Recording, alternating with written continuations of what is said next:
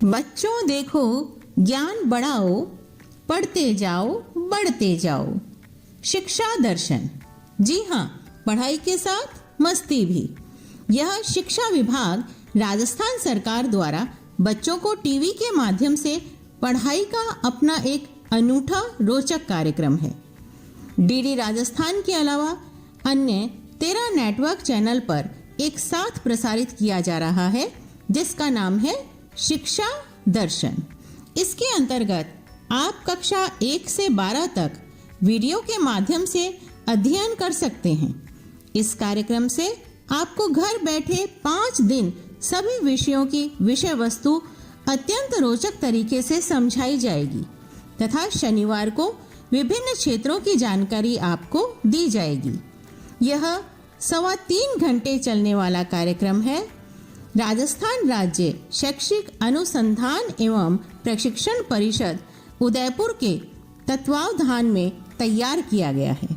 यह कार्यक्रम इस प्रकार रहेगा: कक्षा 9 से 10 दोपहर 12:30 से 1:30 बजे तक, कक्षा 11 से 12 1:30 बजे से 2:30 बजे तक व कक्षा 1 से 8 तक का कार्यक्रम 3 बजे से 4:15 तक रहेगा।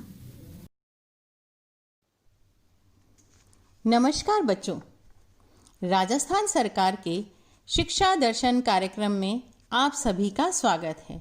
बच्चों, आपके चेहरे देखकर इतनी खुशी हो रही है कि बस पूछो ही मत।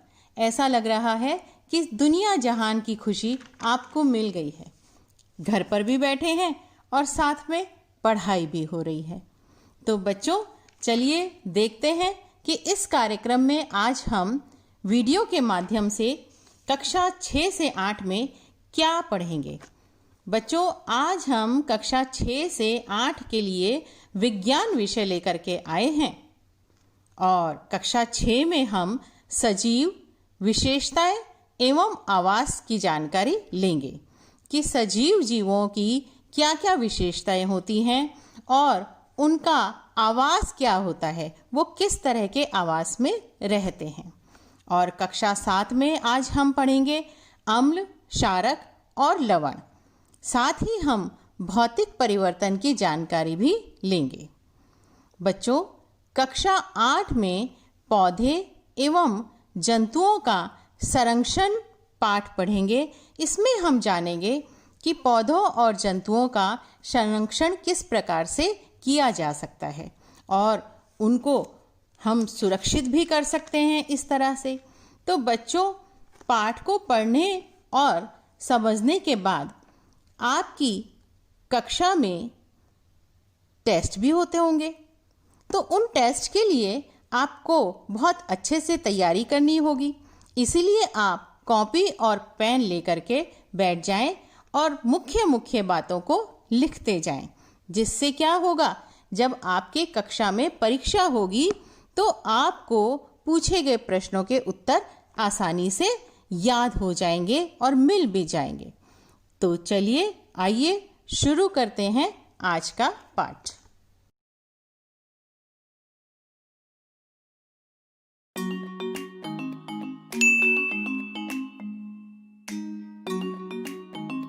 पवन और सोनिया भाई बहन हैं। पवन सोनिया से उम्र में 1 ही साल छोटा है, मगर काफी चंचल और जिज्ञासु स्वभाव का है। उनको और उनके पिताजी को घूमने फिरने का बहुत शौक है। हर बार गर्मी की छुट्टियों में पूरा परिवार किसी नई जगह घूमने जाया करता है। एक दिन दोनों घर के पास वाली छोटी नहर में नहा रहे थे। पिताजी की उस दिन छुट्टी थी, वे भी उनके साथ ही थे।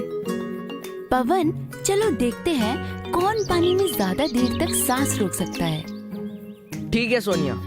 दोनों पानी में डुबकी लगाते हैं। पवन कुछ ही देर सांस रोक पाता है।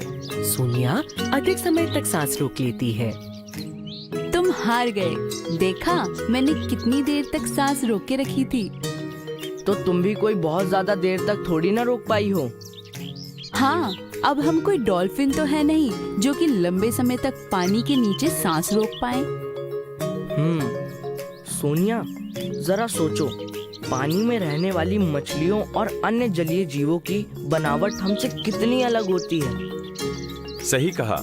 मछलियों का शरीर धारा रेखीय होता है जो इनको पानी में चलने में सहायता करता है। जलीय जीवों की पूंछ और मछलियों की शल्क भी गति करने में सहायक होते हैं। बच्चों, क्या तुम्हें पता है कि डॉल्फिन कैसे सांस लेती है और यह मछलियों के सांस लेने से किस प्रकार अलग होता है? डॉल्फिन्स अपने सर पर बने छिद्र से समुद्र की सतह पर आकर सांस लेती हैं। वो पानी को बाहर फेंकती हैं और साफ हवा अंदर भर लेती हैं। हाँ, और मछलियाँ तो अपनी गिलों से सांस लेती हैं। मछुआरे जैसी ही मछलियों को पकड़कर जाल से बाहर निकालते हैं, वो छटपटाने लगती हैं और अगर उन्हें पानी में वापस नहीं डालें तो कुछ ही समय में मर भी जाती हैं। सही कहा। क्या तुम्हें याद है जब हम गोवा घूमने गए थे तब हमने वहाँ के मछली घर में कितनी अलग अलग तरह की मछलियाँ देखी थीं? हाँ, कुछ कुछ याद तो है। वैसे घूमने से याद आया, मुझे राजस्थान में ऊंट की सवारी करके बड़ा मजा आया था। बच्चों, ऊंट की सवारी की तो मैंने बेहद सुंदर तस्वीरें भी ली थी। हाँ पिताजी, मेरा मन कर रहा है वो तस्वीरें देखने का। क्यों ना घर चलकर हम अपनी एल्बम देखें? हाँ, मुझे भी देखनी है।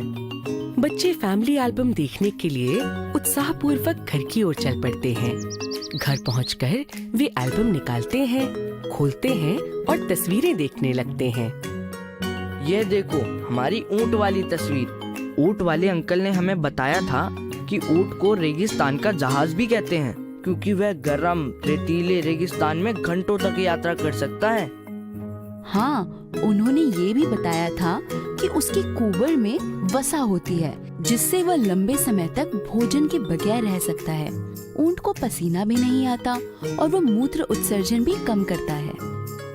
कमाल की बात यह है कि जब उसे पानी मिलता है तो वह एक ही बार में 100 लीटर से भी अधिक पानी पी सकता है।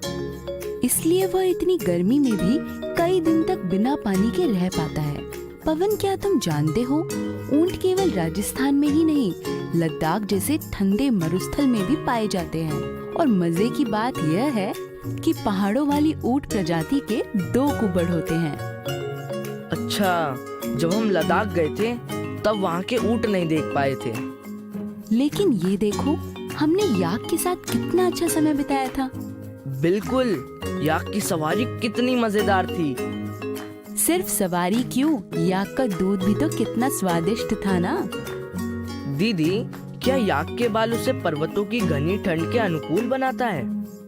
हाँ, मैंने किताब में पढ़ा है कि सभी जीव अपने आसपास के वातावरण के अनुकूल ढल जाते हैं। अगर मुझे सही याद है तो उसे अनुकूलन कहते हैं। तुमने ठीक कहा। मुझे तो सबसे ज्यादा अचंभा पर्वतीय बकरियों को देखकर हुआ था। याद है कैसे वो अपने मजबूत खुरों की सहायता से पहाड़ों की ऊबड़ खाबड़ खड़ी ढलानों पर भी दौड़कर चढ़ रही थीं।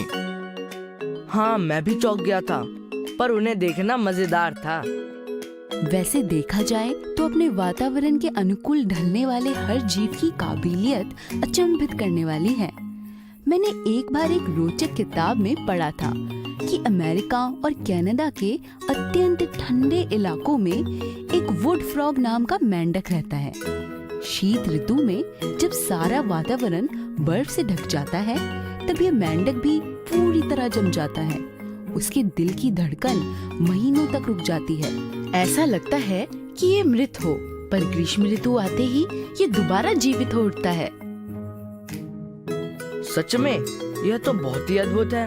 मुझे यह तो पता है कि भालू जैसे कई जीव शीत ऋतु में महीनों तक लंबी और गहरी नींद सो जाते हैं और इसके लिए वह ग्रीष्म ऋतु में अत्यधिक भोजन करके अपने शरीर में वसा जमा करते हैं। लेकिन ये मेंढक तो इनसे भी आगे निकला। बच्चों, अगर देखा जाए तो सिर्फ गति करने वाले जीव ही नहीं, पौधे भी अपने वातावरण के हिसाब से ढल जाते हैं। जैसे वर्षावनों की पत्तियां बेहद बड़ी होती हैं ताकि उनकी सतह से अधिक वाष्पोत्सर्जन, जिसे हम इवेपोरेशन भी कहते हैं, वो हो सके। ऐसा इसलिए होता है क्योंकि वहाँ जरूरत से अधिक जल होता है। और मरुस्थल के पौधे? मरुस्थल के पौधों की पत्तियां या तो बिल्कुल छोटी होती हैं या कांटों में बदल जाती हैं, ताकि इनकी सतह से कम वाष्पोत्सर्जन हो। इन पौधों की जड़ें भी जमीन में काफी गहराई तक जाती हैं, ताकि अधिक से अधिक पानी सोख सकें, क्योंकि वहां जल की बहुत कमी होती है। पिताजी, ये सारी तस्वीरें देखकर मेरा मन फिर से कहीं घूमने का हो रहा है। इस बार छुट्टियों में हम कहाँ जाएंगे? ये तुम दोनों बच्चे सोचकर बता देना। अभी भोजन बनाने का समय हो गया है, मैं कुछ अच्छा सा पकाता हूँ। चलिए पिताजी, मैं आपकी मदद करती हूँ। पवन, तब तक तुम सोचो कि हमें कहाँ जाना चाहिए।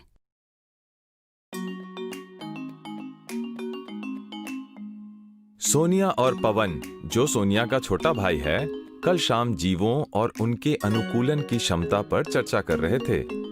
आज दोनों जब खेल रहे थे तो सोनिया के मन में कुछ सवाल आए। उसने सोचा, क्यों न कल की चर्चा को मम्मी और पवन के साथ आगे बढ़ाया जाए। माँ, कल पवन और मैं बात कर रहे थे कि कैसे जीव अपने आसपास के वातावरण के अनुसार ढल जाते हैं। हमने इस प्रसंग में पौधों और जीवों पर चर्चा की थी, लेकिन अब मेरे मन में ये सवाल आया है कि पौधे एक ही जगह पर रहते हैं और हम जैसे जीव इधर उधर घूम पाते हैं। ऐसे ही कुछ निर्जीव वस्तुएं हैं जो कि एक जगह पर टिकी रहती हैं, पर कुछ ऐसे भी हैं जो गतिवान होते हैं, जैसे कि वायु और जल। हाँ, सही कहा। लेकिन तुम्हारा सवाल क्या है सोनिया? मैं सोच रही हूँ कि वो कौन कौन सी चीजें हैं जो सजीवों को निर्जीवों से अलग करती है। दिलचस्प सवाल है। कुछ चीजें तो आसानी से समझ आ जाने वाली हैं, जैसे जीव वृद्धि करते हैं। हम जन्म के समय कितने छोटे होते हैं और धीरे धीरे बढ़ते जाते हैं और वयस्क हो जाते हैं।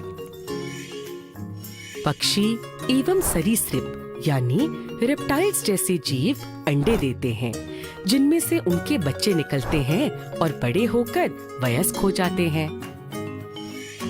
पर माँ, ये लक्षण तो पेड़ पौधों में भी होते हैं। एक चीज जो मुझे समझ आ रही है वो ये है कि सभी जीव भोजन करते हैं, जिससे उन्हें ऊर्जा और पोषण मिलता है।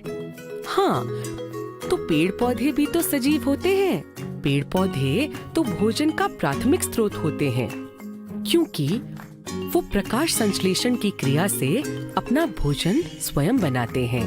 बाकी जीव उन पर प्रत्यक्ष या अप्रत्यक्ष तौर पर निर्भर होते हैं। सोनिया, इस बात से मुझे एक और ख्याल आया। जो जीव भोजन ग्रहण करते हैं, उस भोजन में से कुछ हिस्सा जिसका शरीर उपयोग नहीं कर पाता, उसे जीव मलमूत्र के रूप में उत्सर्जित कर देते हैं। ऐसा सारे सजीव करते हैं। क्या? लेकिन मैंने पेड़ पौधों को मलमूत्र उत्सर्जित करते हुए तो कभी नहीं देखा। पेड़ पौधे अपने अपशिष्ट पदार्थ दूसरे तरीके से उत्सर्जित करते हैं। अपशिष्ट पदार्थ उनके कुछ भागों, जैसे कि उनकी छाल और पत्तियों में जमा हो जाते हैं। जब ये अपशिष्ट पदार्थ ज्यादा हो जाते हैं, तो पेड़ पौधे अपनी पत्तियां और छाल झाड़ देते हैं। अच्छा, इसका अर्थ है कि सभी जीव भोजन एवं उत्सर्जन दोनों करते हैं। सोनिया, कल हम पानी में सांस रोककर देख रहे थे ना।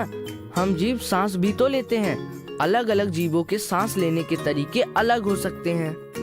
हाँ, हमने जाना कि स्थलीय जीव नथुनों से और मछलियाँ गिल्स से तथा डॉल्फिन्स अपने सर के छिद्र से सांस लेती हैं। इसके अलावा कुछ जीव अपनी त्वचा से भी सांस लेते हैं, जैसे कि केंचुआ। और कुछ जीव जैसे मेंढक पानी और जमीन दोनों पर सांस ले सकते हैं। पानी में वो अपनी त्वचा से और जमीन पर अपने नथुनों से सांस लेते हैं। हाँ, और ये भी दिलचस्प बात है ना कि पेड़ पौधे दिन और रात में अलग अलग तरह से सांस लेते हैं। दिन में वह जब प्रकाश संश्लेषण करते हैं, तब ऑक्सीजन उत्पन्न होता है। वह अपनी जरूरत के ऑक्सीजन इस्तेमाल कर बाकी पर्यावरण में छोड़ देते हैं। जबकि सूर्य अस्त हो जाने के बाद प्रकाश संश्लेषण नहीं हो पाता, तो पेड़ पौधे ऑक्सीजन अंदर लेकर कार्बन डाइऑक्साइड बाहर छोड़ते हैं। ये सब काफी अद्भुत है ना। दुनिया में कितने प्रकार के अद्भुत जीव होते हैं और इनमें कितनी विविधताएं होती हैं। तुम सही कह रही हो। लेकिन इन विविधताओं के साथ साथ कई समानताएं भी होती हैं। जैसे जीव अपने वातावरण के अनुकूल ढल सकते हैं। वे भोजन एवं उत्सर्जन करते हैं, श्वसन करते हैं। कुछ जीव अपनी इच्छा अनुसार चल फिर भी सकते हैं। एक और महत्वपूर्ण कार्य है जो सभी जीव करते हैं। वो क्या? वो है प्रजनन। इसी से तो उनकी प्रजाति आगे बढ़ती है। कुछ जीव अंडे देते हैं और कुछ बच्चों को जन्म देते हैं। हाँ, पेड़ पौधे भी बीजों के द्वारा प्रजनन करते हैं। वैसे कई सारे पौधों की जड़ों और तनों में भी प्रजनन की क्षमता होती है। बस पेड़ पौधे गतिवान नहीं हो पाते हैं। गतिमान होना जीवों के अनेक गुणों में से एक है, पर सिर्फ गतिमान होने से कोई भी वस्तु सजीव नहीं हो जाती। उनमें बाकी गुण जैसे सांस लेना, प्रजनन आदि क्षमता होनी चाहिए।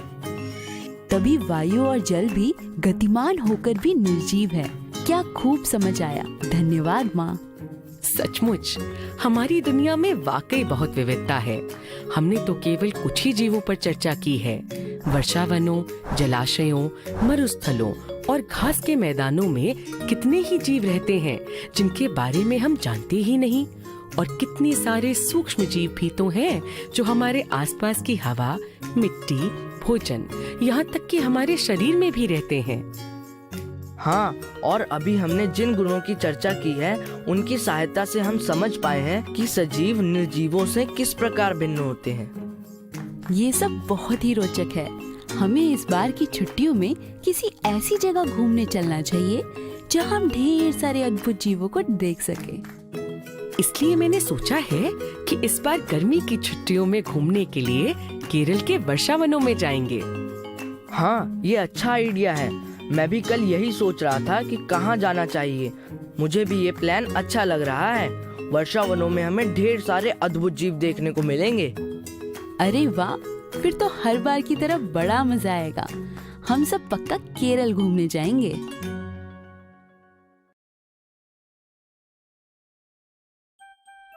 अम्ल, क्षारक और लवण भाग 3। नमस्ते बच्चों, हमने पिछले वीडियो में देखा कि अम्ल और क्षारक को कैसे पहचान सकते हैं, क्योंकि आमतौर पर अम्ल और क्षारक का कोई रंग नहीं होता। उन्हें हम सूचकों द्वारा पहचान सकते हैं। जब अम्ल और क्षारक दोनों मिलते हैं तो क्या होता है? क्या हम राजू के पास फिर चलें? शायद उसके पास, उसके दोस्तों के पास या मास्टर जी के पास इसका उत्तर होगा। तो देर किस बात की, चलिए राजू के पास फिर चलते हैं। वह अपने दोस्तों के साथ पाठशाला में खेल रहा है। इस वीडियो का उद्देश्य उदासीनीकरण अभिक्रिया के बारे में जानना है। फुटबॉल खेलने का मजा ही कुछ और है। हाँ हाँ, चलो गेंद पास करो। आ, आ, आ, आ। दिखाओ क्या हुआ। अरे लगता है कि तुम्हें मधुमक्खी ने काटा है। चलो मास्टर जी के पास। राजू, मोहन, रमा, रिंकू को मधुमक्खी ने काटा है। मैं रिंकू को सर के पास ले जा रही हूँ। सर सर, रिंकू को मधुमक्खी ने काटा है। ओहो रिंकू, तुम रोना नहीं, मैं तुरंत घाव पर बेकिंग सोडा लगा दूंगा। सीता, तुम सिर्फ उसका हाथ पकड़ लो। सर, आप क्या कर रहे हैं? यह बेकिंग सोडा और पानी का लेप है। रिंकू, अपना हाथ दिखाओ, इससे तुरंत आराम मिलेगा। सर, मैं अब थोड़ी ठीक हूँ। क्या मैं घर जाकर आराम कर सकती हूँ? हाँ रिंकू, तुम घर चले जाओ। तुम कुछ ही घंटों में ठीक हो जाओगे। अगर सूजन और दर्द कम नहीं होता है तो डॉक्टर को जरूर दिखाना। ठीक है सर। सीता, तुम रिंकू के साथ जाओ। ठीक है सर। सर, बेकिंग सोडा मधुमक्खी के डंक की दवा कैसे बन सकता है? जब मधुमक्खी हमें काटती है, वह हमारे शरीर में एक अम्ल को छोड़ती है। हमें दर्द इसी कारण होता है। सर, लेकिन अम्ल और बेकिंग सोडा तो क्षारक है। ओहो राजू, सब भूल जाते हो। जब अम्ल और क्षारक का मिश्रण होता है तब नमक और पानी बनता है। परसों ही तो सर ने कहा था। मोहन ने सही कहा। जब अम्ल और क्षारक को मिलाया जाता है, दोनों एक दूसरे के प्रभाव को कम करते हैं। इस मिश्रण की वजह से नमक और पानी बनता है। इसे उदासीनीकरण अभिक्रिया कहते हैं। यहाँ बेकिंग सोडा ने मधुमक्खी के डंक के प्रभाव को कम किया। हाँ, याद आया। अच्छा बच्चों, सोचो कि तुम्हारे आसपास ऐसी कौन सी चीजें हैं जिनको तुम ऐसे घावों पर लगा सकते हो? क्या हम टूथपेस्ट को लगा सकते हैं सर? यह भी तो क्षारक है। हाँ, जब कीट काटते हैं, ये क्षारक दर्द को कम करने में मदद करते हैं। ऐसा लगता है कि उदासीनीकरण से बहुत सारे लाभ हैं। हाँ हाँ, सर, उस दिन सीता भी कह रही थी कि कैसे उनके पिताजी को त्योहार के दिन एसिडिटी हुई थी। फिर डॉक्टर ने कुछ दवाई दी थी। हाँ, और फिर डॉक्टरों ने उन्हें एक एंटासिड दिया था। यह दवाई भी क्षारक ही है। इसे मिल्क ऑफ मैग्नीसिया या एंटासिड भी कहते हैं। इससे उन्हें कुछ ही घंटों में राहत मिल गई थी। अच्छा, तो यह भी उदासीनीकरण ही है। सर, और कहाँ पर उदासीनीकरण उपयोग में आता है? कभी कभी मिट्टी में हाइड्रोजन आयनों की वृद्धि के कारण मिट्टी की अम्लता बढ़ जाती है। यह तब होता है जब बहुत उर्वरकों का उपयोग किया जाता है। ओह, तो क्या यह फसल उत्पादन को प्रभावित करेगा? हाँ। सर, फिर इसका क्या उपाय है? मिट्टी को ना तो बहुत अम्लीय या बहुत क्षारकीय होना चाहिए, और जब मिट्टी अम्लीय होती है तो उसे कम करने के लिए चूने का उपयोग किया जाता है। सर, मैंने पादपों के अध्याय में पढ़ा था कि खाद भी मिट्टी के लिए उपयोगी है। यह कब इस्तेमाल होती है? हाँ बच्चों, जब मिट्टी क्षारकीय हो जाती है तो खाद का उपयोग करते हैं। जब खाद डाली जाती है तो उसमें रहने वाले जीव मिट्टी को अम्लीय बनाते हैं। इससे मिट्टी फसलों के लिए उपजाऊ बन जाती है। सर, यह तो हमने अपशिष्ट जल के पाठ में भी पढ़ा था। हाँ, हमने पढ़ा था कि कारखानों के अपशिष्ट पदार्थ में अम्लीय पदार्थ मिले हुए होते हैं। शाबाश! यह जब सीधे जलाशयों में बहने दिए जाते हैं तो पानी के जीव जंतुओं को अम्ल नष्ट कर सकता है। काफी जीव मर भी जाते हैं और पानी प्रदूषित हो जाता है। फिर क्या पानी में क्षारक मिलाया जाता है? हाँ, इसीलिए कारखानों का अपशिष्ट जलाशयों में मिलाने से पहले क्षारकीय पदार्थ मिलाकर उसे उदासीन किया जाता है। आमतौर पर ढला हुआ चूना मिलाया जाता है। धन्यवाद सर, हमें उदासीनीकरण के बारे में जानकारी देने के लिए। धन्यवाद बच्चों। बच्चों, अम्ल और क्षारक हमारे दैनिक जीवन में बहुत मुख्य भूमिका निभाते हैं। इन दोनों का मिश्रण उदासीनीकरण अभिक्रिया को जन्म देता है। आपने इस वीडियो में उदासीनीकरण और उसके उपयोगों के बारे में अध्ययन किया है। हम फिर मिलेंगे।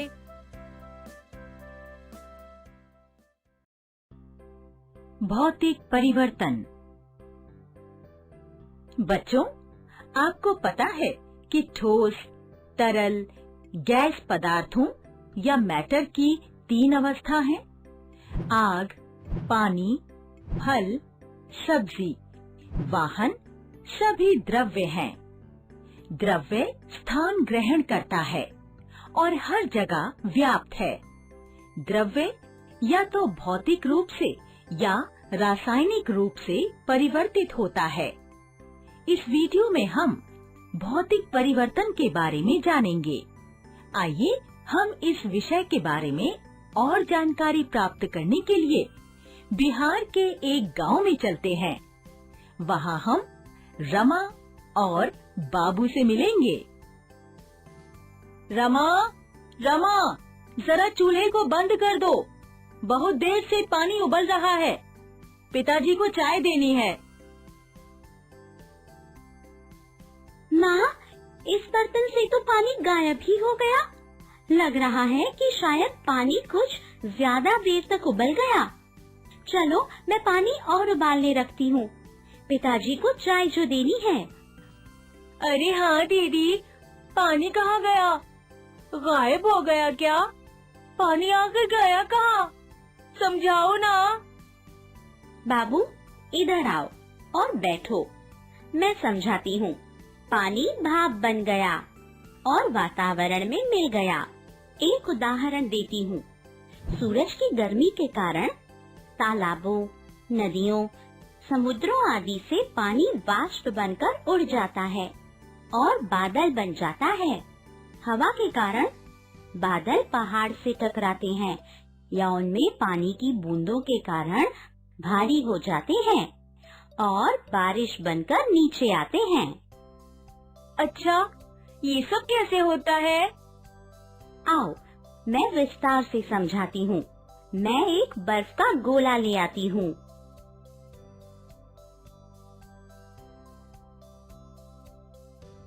बच्चों, एक प्रयोग करते हैं।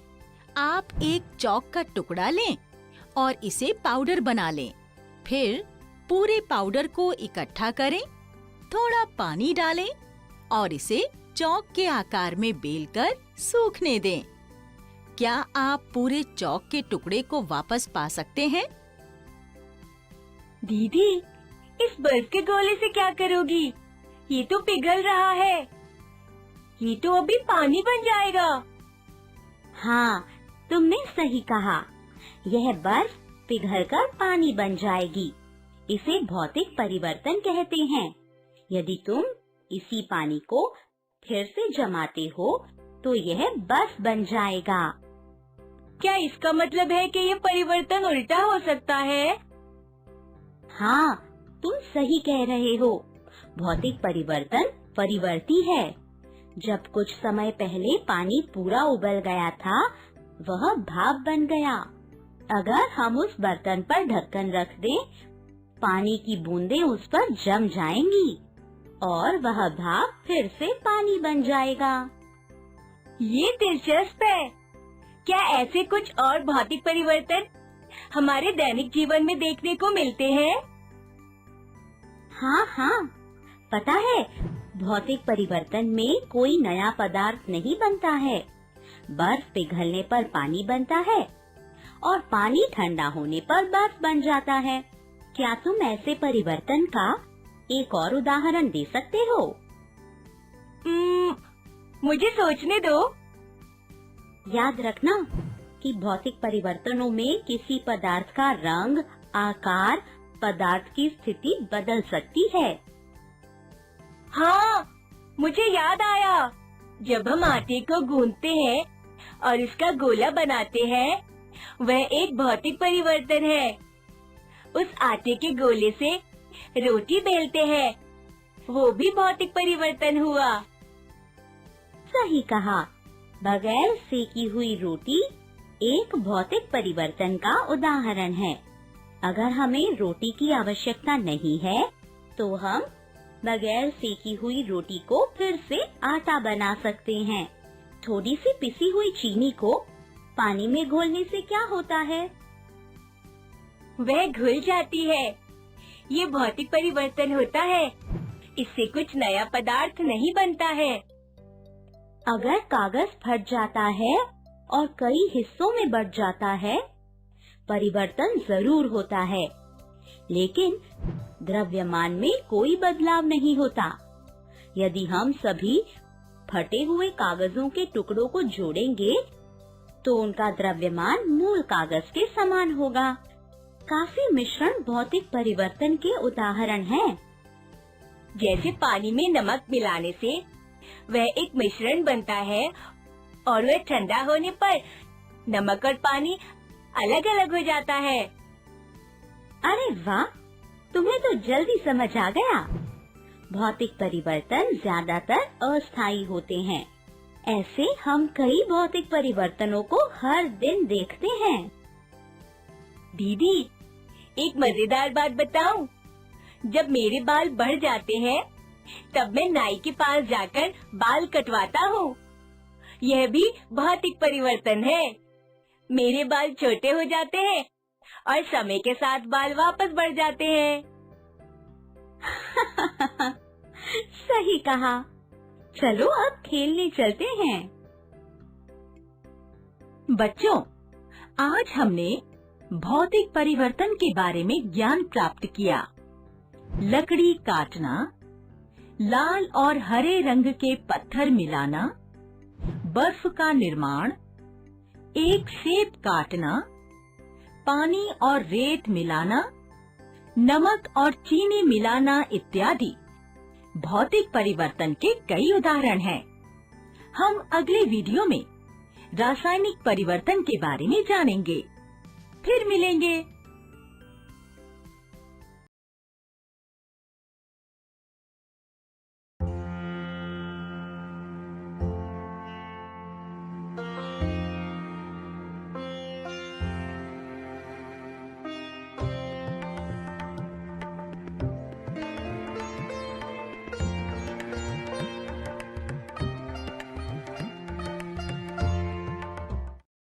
सानिया एक 13 साल की 8वीं क्लास में पढ़ने वाली लड़की है, जिसे नई नई चीजों के बारे में जानना पसंद है।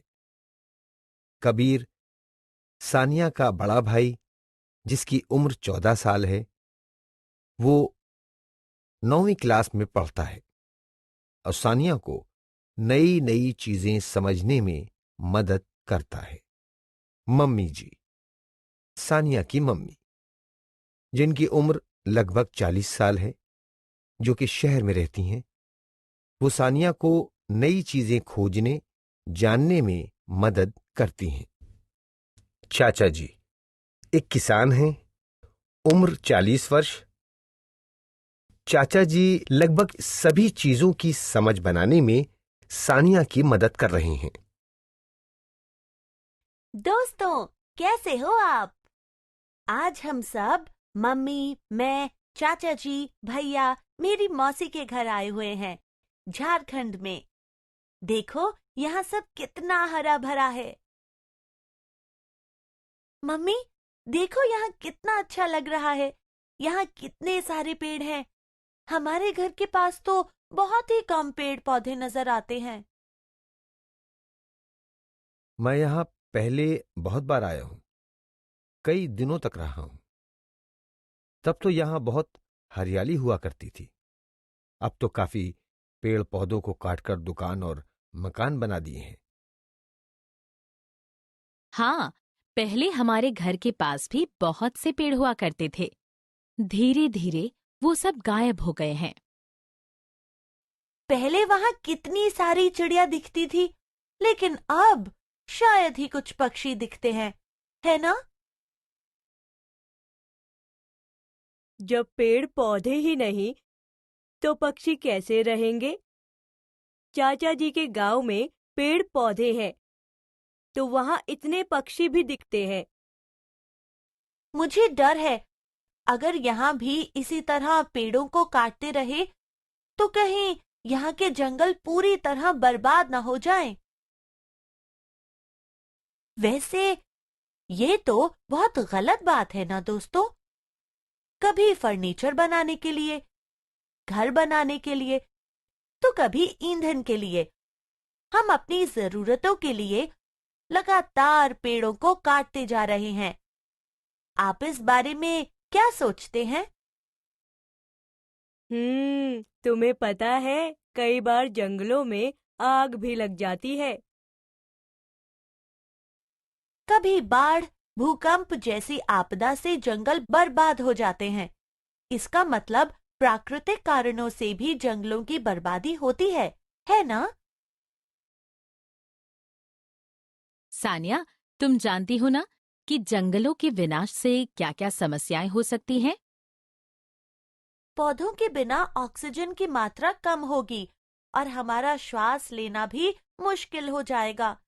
वायु प्रदूषण भी बहुत बढ़ जाएगा। बिल्कुल सही। पेड़ों की कटाई से हवा में कार्बन डाइऑक्साइड बहुत बढ़ जाएगी। तुम्हें पता है ना, इसके बहुत अधिक बढ़ जाने से क्या होगा? क्या होगा भैया?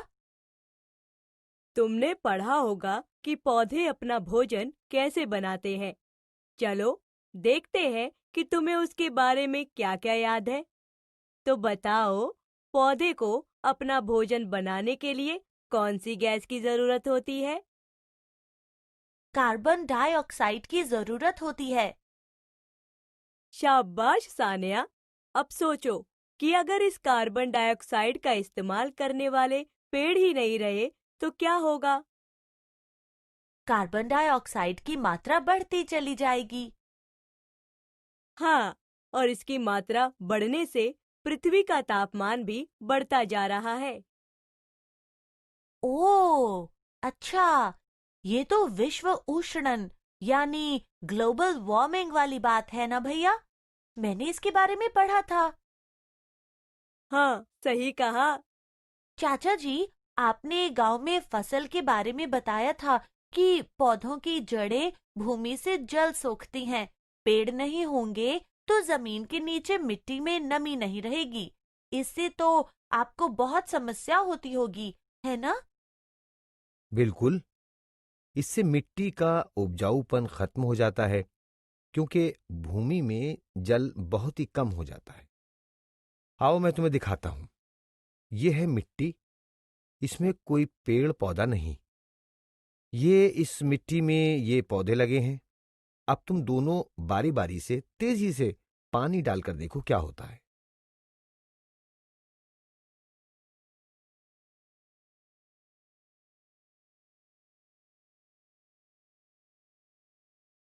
ये पानी तो मिट्टी को भगा ले गया और पौधे वाली मिट्टी पानी के साथ नहीं बह पाई। तो क्या इसका मतलब यह है कि पौधों की जड़ें तेज हवा में भी मिट्टी को जकड़ कर रखती हैं? बहुत सही कहा सानिया। तो इसका मतलब अगर हम ज्यादा पेड़ लगाएं तो मिट्टी में नमी बनी रहेगी और इससे मिट्टी का हवा और पानी से कटाव भी कम होगा, यही ना? दोस्तों, ये तो मृदा अपरदन वाली बात हुई ना। इसके बारे में हमने कक्षा 7वीं में पढ़ा था। मृदा अपरदन में जल भूमि की ऊपरी मृदा के कणों को बहा ले जाता है। सान्या, तुम्हें पता है कि वनों के विनाश के कारण ही बाढ़ और सूखा जैसी आपदाएं भी आती हैं? हाँ, वनों की कटाई से बारिश पर भी असर पड़ता है। बारिश में कमी होती है। वनों के कटाई से एक ओर जहां वर्षा में कमी आती है तो दूसरी ओर बाढ़ आती है। यह कैसे संभव हो सकता है? दोस्तों, क्या इसका संबंध भी मिट्टी का जल सोखने की शक्ति से हो सकता है? आप इस बारे में क्या सोचते हैं? क्या सोच रही हो सानिया? मैं सोच रही हूँ कि जंगलों का विनाश इतनी बड़ी समस्या है, तो हमें इसके कुछ हल ढूंढने चाहिए। तो क्या सोचा तुमने? हम घरों में लकड़ी से बनी चीजों का उपयोग कम कर सकते हैं। क्यों दोस्तों, आपको क्या लगता है? क्या हम लकड़ी की बजाय किसी और चीज से बने दरवाजों या फर्नीचर का इस्तेमाल कर सकते हैं? जैसे कृत्रिम प्लास्टिक, लोहे का दरवाजा और लोहे की खिड़की और एल्युमिनियम का दरवाजा, प्लास्टिक की कुर्सी और सीमेंट की बेंच।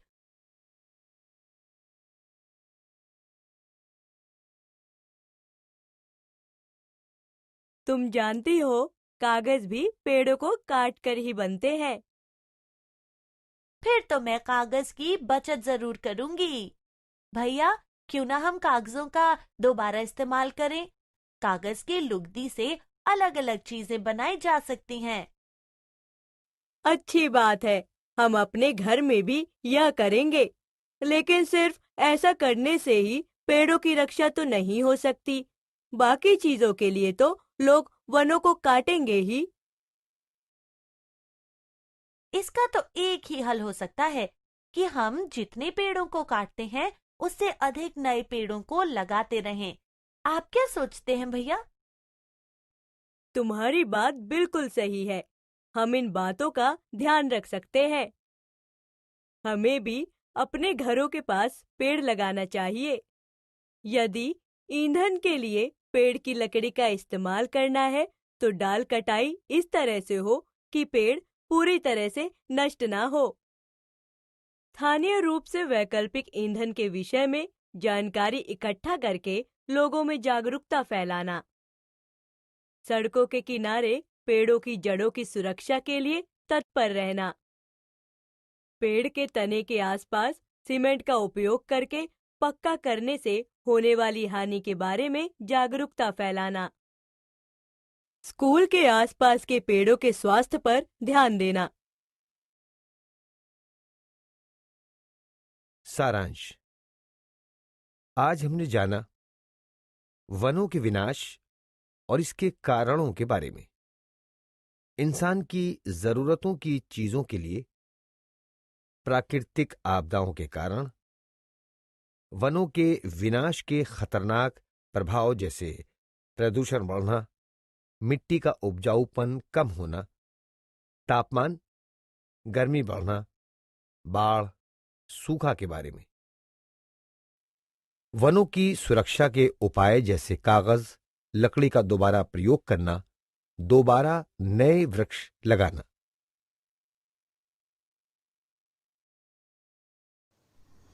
बच्चों, लगता है आपको विज्ञान विषय बहुत अच्छे से समझ आ गया है। बिल्कुल सही समझा है हमने, क्योंकि विज्ञान विषय यदि वीडियो के माध्यम से पढ़ा जाए तो बहुत अच्छे से समझ आता है। तो बच्चों, आज हमने कक्षा 6 से 8 में विज्ञान विषय का वीडियो के माध्यम से अध्ययन किया। तो देखते हैं पुनः कि आज हमने क्या क्या पढ़ा। कक्षा 6 विज्ञान में हमने पढ़ा सजीव, विशेषताएं एवं आवास। और कक्षा 7 की विज्ञान में हमने पढ़ा अम्ल, क्षारक और लवण। और साथ ही हमने भौतिक परिवर्तन की जानकारी भी ली। और बच्चों, कक्षा 8 में पौधे एवं जंतुओं का संरक्षण पढ़ा। तो बच्चों, आपको विज्ञान विषय बहुत अच्छे से समझ आ रहा होगा और वीडियो के माध्यम से तो विज्ञान पढ़ने में आनंद ही आ गया होगा। तो चलिए देखते हैं कि कल हम क्या पढ़ेंगे। बच्चों, कल हम कक्षा 6 में गति एवं दूरी का मापन पढ़ेंगे और कक्षा 7 में भौतिक परिवर्तन का अध्ययन करेंगे। कक्षा 8 में जहां हम पढ़ेंगे पौधे एवं जंतुओं का संरक्षण और इसके साथ ही घर्षण की जानकारी भी लेंगे। तो बच्चों, कल के लिए तैयार होकर के आइए पढ़ने के लिए। पर उससे पहले एक जरूरी सूचना सुनिए। बच्चों, ये जो आज का कार्यक्रम आपने देखा है यह रोज देखते हैं। यदि आप इसको पुनः देखना चाहते हैं तो आप YouTube पर इसको देख सकते हैं। YouTube पर जाकर आप शिक्षा दर्शन DD राजस्थान सर्च करके इस कार्यक्रम को पुनः देख सकते हैं। तो बहुत अच्छी बात है ना यह कि आप एक बार यहाँ पर पढ़ चुके और दूसरी बार आप YouTube पर जाकर के भी पढ़ सकते हैं। तो चलिए मिलते हैं कल इसी समय। धन्यवाद। बच्चों, आपको यह कार्यक्रम कैसा लगा? अपना सुझाव अवश्य दें। इस कार्यक्रम से संबंधित आपके मन में यदि कुछ सुझाव आता है या किसी भी तरह की शंका आपके मन में है तो आप हमें ईमेल एड्रेस पर भेज सकते हैं। हमारा ईमेल एड्रेस है शिक्षादर्शन rajasthan@gmail.com। धन्यवाद।